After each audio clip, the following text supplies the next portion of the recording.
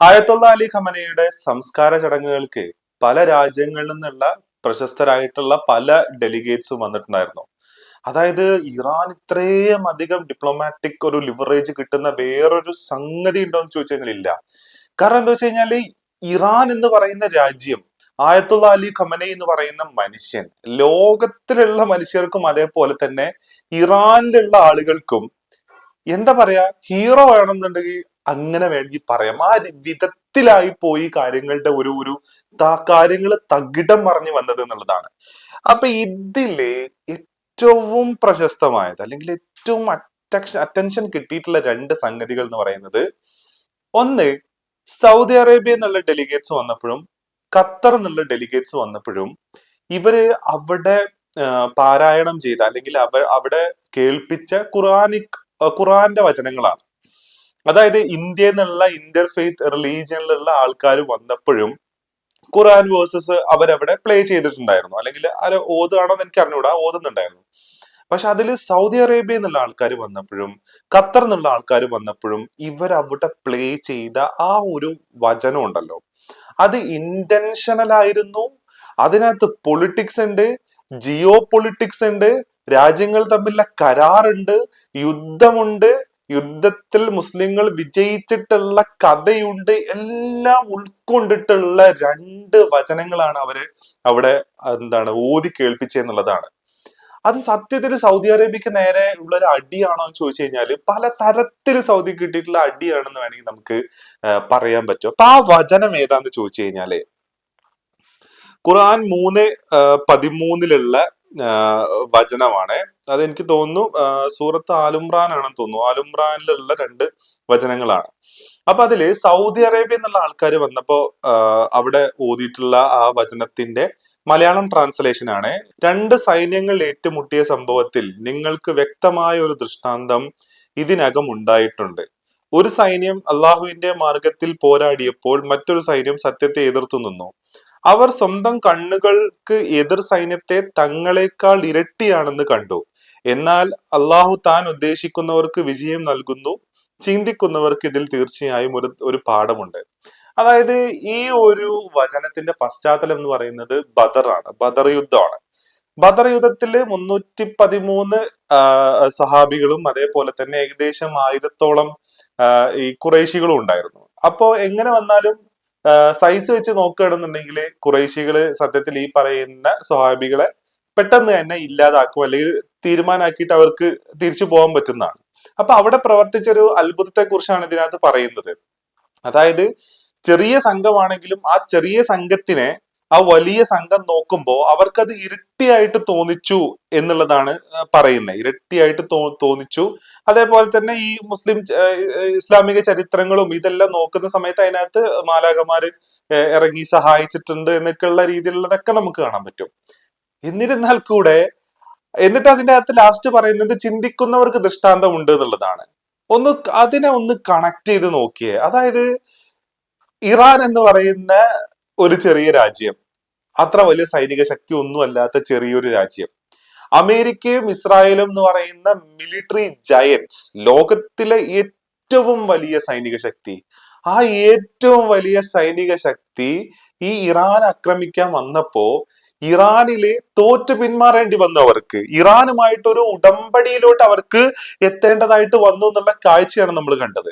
ഈ ഖുറാനിൽ തന്നെ അടിക്കടി ഈ എത്ര ചെറിയ സംഘങ്ങളാണ് വലിയ സംഘങ്ങളെ തോൽപ്പിച്ചിട്ടുള്ളത്, ചിന്തിക്കുന്നവർക്ക് ദൃഷ്ടാന്തമുണ്ടെന്നുള്ള കുറെ ഇതിങ്ങനെ നമുക്കിങ്ങനെ കാണാൻ പറ്റും.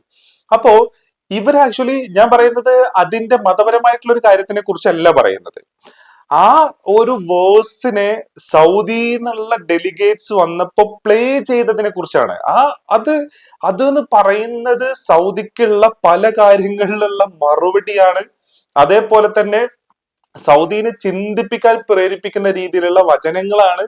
ആ രീതിയിൽ പൊളിറ്റിക്കലി രാഷ്ട്രീയപരമായിട്ടും എല്ലാം അതിനെ ഉപയോഗിക്കുന്ന രീതിയിലേക്ക് അവർ അതിനെ പ്ലേ ചെയ്തു എന്നുള്ളതാണ്. അത് അത് ഇപ്പോ എക്സിലൊക്കെ നന്നായിട്ട് പ്രചരിക്കുന്നുണ്ട് ആ ഒരു സാധനം, അവരത് പ്ലേ ചെയ്ത ആ ഒരു സംഗതിനെ. അപ്പോ എന്താ പറയാ, സൗദി അറേബ്യ ആക്ച്വലി അമേരിക്കക്ക് താവളം കൊടുക്കുന്നത് എന്തിനു വേണ്ടിയിട്ടാ? അതായത് അവരുടെ പ്രൊട്ടക്ഷൻ, ഇറാനിൽ നിന്നുള്ള അറ്റാക്കിന്റെ പ്രൊട്ടക്ഷൻ, അതേപോലെ തന്നെ ഊത്തികളുടെ അറ്റാക്കിന്റെ പ്രൊട്ടക്ഷൻ പോലെയുള്ള രീതിയിലാണ്.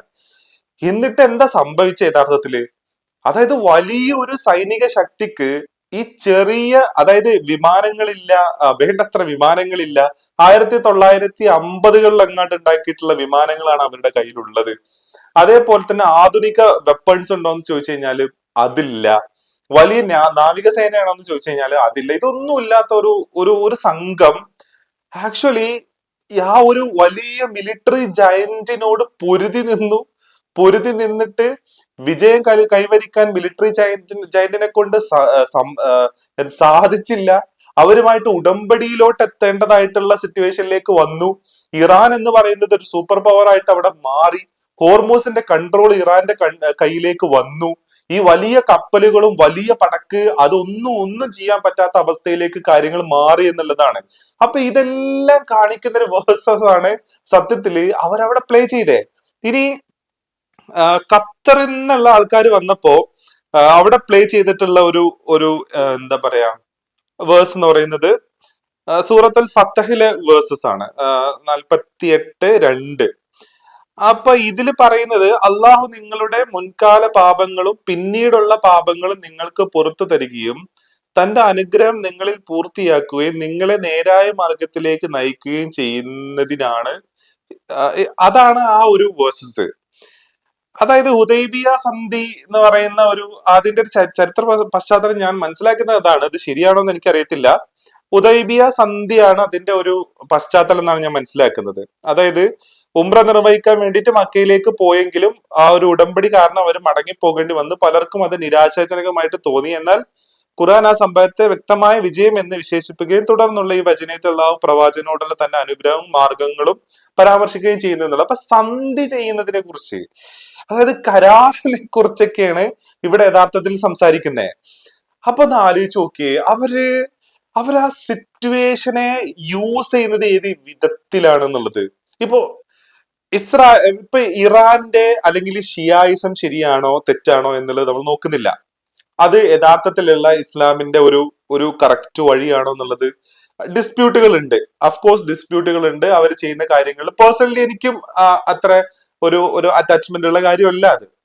പക്ഷെ എന്നിരുന്നാൽ കൂടെ, അതായത് ഞങ്ങൾ ഭയങ്കര സംഭവമാണ്, ഞങ്ങളാണ് ലോകത്തിനെ ഭരിക്കുന്നത് എന്നുള്ള ഒരു ധാർഷ്ട്യം വെച്ചിട്ട് ആരുടെ മേലെ കുതിര കയറാം എന്ന് ആഗ്രഹിക്കുന്ന ആ ഒരു തോട്ട് പ്രോസസ് ഉണ്ടല്ലോ, ആ തോട്ട് പ്രോസസ്സിനാണ് യഥാർത്ഥത്തിൽ അടി കിട്ടിയിരിക്കുന്നത് എന്നുള്ളതാണ്. ആ അടി കൊടുക്കാൻ ഇറാൻ ഒരു കാരണമായി എന്നുള്ളതാണ്. അതുകൊണ്ടാണ് ഇറാനെ കുറിച്ച് ഈ രീതിയിൽ സംസാരിക്കുന്നത്. ഇറാൻ ഒരു ഭയങ്കര എന്താ പറയാ ഹ്യൂമാനിറ്റേറിയൻ അങ്ങനത്തെ ഒരു രാജ്യമാണെന്ന് ചോദിച്ചു കഴിഞ്ഞാൽ ഒരിക്കലുമല്ല. അത് അങ്ങനെയല്ല. അതിനകത്ത് സ്ത്രീകളോടുള്ള വിവേചനം ഇങ്ങനെ, അതേപോലെ തന്നെ ഒരാളുടെ ഇൻഡിവിജ്വൽ റൈറ്റ് കട്ടയിൽ ചെയ്യുന്ന രീതിയിലുള്ള കാര്യങ്ങള്, അതേപോലെ തന്നെ അന്ധവിശ്വാസങ്ങൾ പ്രചരിപ്പിക്കുന്ന രീതിയിലുള്ള കാര്യങ്ങളൊക്കെ ഇറാന്റെ മണ്ണിൽ ഇറാനുണ്ട്. അത് ശരിയാ. പക്ഷെ എന്നിരുന്നാൽ കൂടെ ഇറാൻ വേറൊരു രാജ്യത്തിന്റെ മേലേക്ക് കുതിര കയറാൻ പോകുന്നില്ല. പ്രോക്സീസ് അതിന് ഒരു സെപ്പറേറ്റ് കാര്യമായിട്ട് തന്നെ കൺസിഡർ ചെയ്യേണ്ട ഒരു സാധനമാണ്. അപ്പൊ അങ്ങനെ നിൽക്കുന്ന സമയത്താണ് സൗദി എന്നുള്ള ആൾക്കാർ വരുമ്പോ ഈ വചനങ്ങളെ അവർ അവിടെ പ്ലേ ചെയ്യുന്നത് എന്നുള്ളതാണ്. അത് പൊളിറ്റിക്കലി സംസാരിക്കുന്നുണ്ട് സൗദി അറേബ്യനോടും ഖത്തറിനോടും, അതേപോലെ തന്നെ സാമ്പത്തികമായിട്ട് സംസാരിക്കുന്നുണ്ട്.